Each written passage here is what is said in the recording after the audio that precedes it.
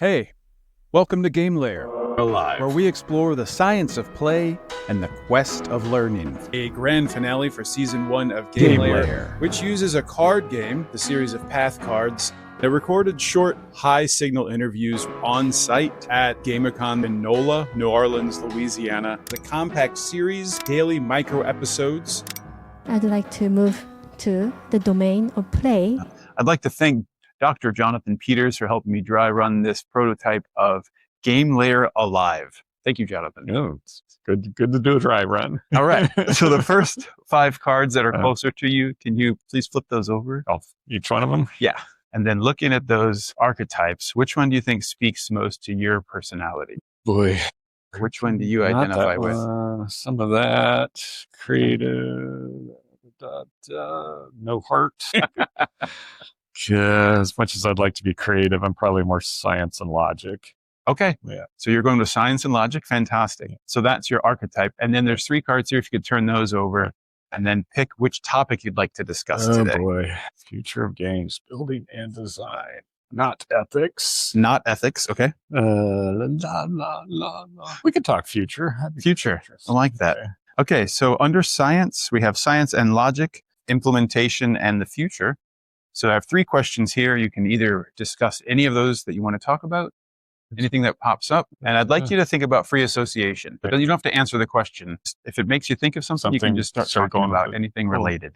Thinking about barriers, that when we think of science and logic and the future of games, it will be about the barriers that we have. So not just the owning the tech, the expense, but then who has it, who has access to it. I'm thinking, say, with XR and stuff. So yeah, sure. We keep talking about it's easier, accessible. You can have your phone, blah, blah, blah. Well, not everybody has a phone. Not everybody has the latest phone. And so that's where I think we'll see some barriers in games. But I mean, even when you just think of it, how many cool games are out there and then I don't get to play because I don't have whatever, let's say PlayStation. Sure. Then that's a whole experience that I don't get. And sure. So who knows now with EA getting purchased, there goes Fortnite. Yeah. Or potentially. So what's a risk that designers should watch out for if you're thinking about that? The new advent of the XR, AI and stuff. It will be that assumption that designers say, well, everybody knows, everybody's experienced. And then even, just thinking of just for how easy controllers are for a lot of people. But if you haven't, then this is weird. Yeah. And where do I shoot? Where do I do? And so on. And so that learning curve, meanwhile, if you've been playing since you were a kid on controllers, then that's all new and different. It's probably the same thing with phones. Imagined. We're used to swiping. And then what if all you've ever had was a flip phone? I love that. And so thinking about that ramp way or that need to get people, I guess, accustomed or naturalized to the controls. What's one ritual that a team of designers could put into practice to make sure that they're implementing or building that into their process? Where they're you hate to be, say, bringing an 80-year-old and play, but maybe you have to. Yeah. Will you please come be our idiot, the village idiot? That's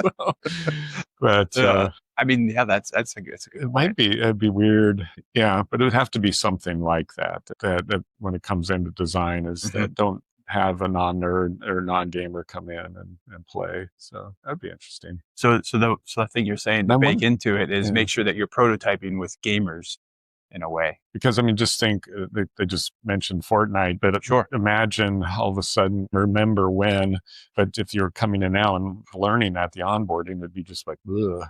It'd take you a long time before you could become proficient. Yeah. If you hadn't really gamed before.